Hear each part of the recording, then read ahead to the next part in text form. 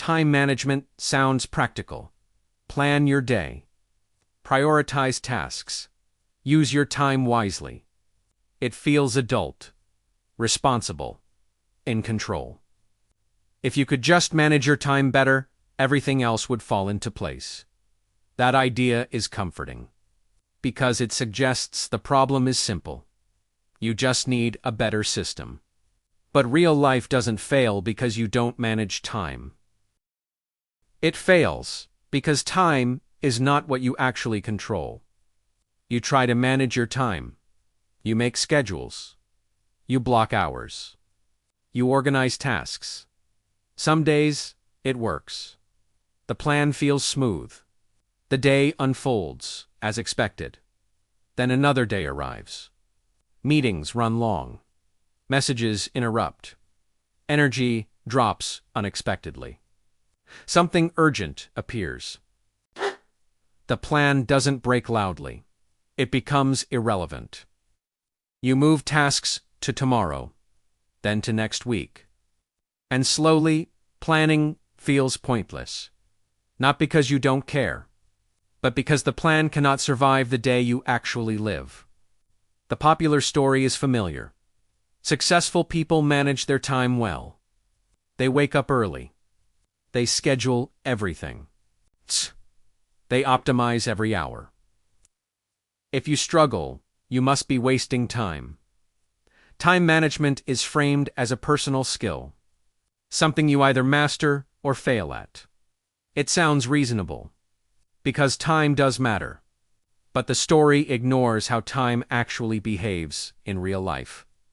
Time management fails quietly because it treats time as the main variable. But time is fixed. You always have the same number of hours. What changes is capacity. Energy fluctuates. Attention shifts. Cognitive load increases. A well-planned hour is useless if your energy is gone. Time management assumes you can allocate time independently of how you feel.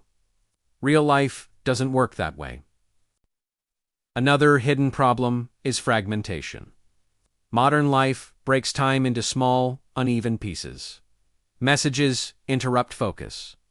Context switches, multiply. Attention never fully settles. Time management systems assume long, uninterrupted blocks. Real days rarely offer them. There is also a psychological cost. When plans fail, people blame themselves. I didn't manage my time well. Not the day changed. This turns planning into pressure, instead of support. Over time, people stop trusting their plans. They plan less, or plan obsessively. Neither helps. Time management focuses on allocation. What goes where, at what hour, in what order. But real progress depends on alignment. Alignment between energy, attention, and task demands. You don't fail because you lack time. You fail because the task and your capacity don't match.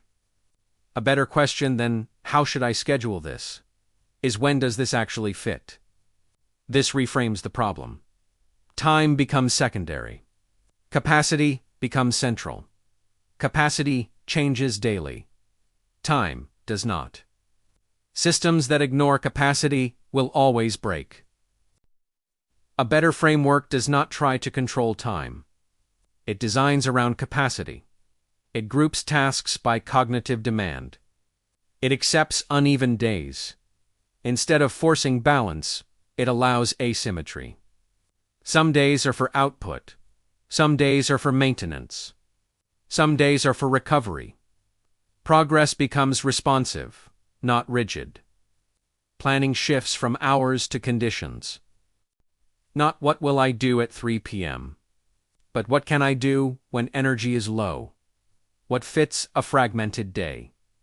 This reduces friction. And friction, not time, is what usually stops progress. Time management promises control. But control is limited. You cannot manage time without managing energy, attention, and capacity.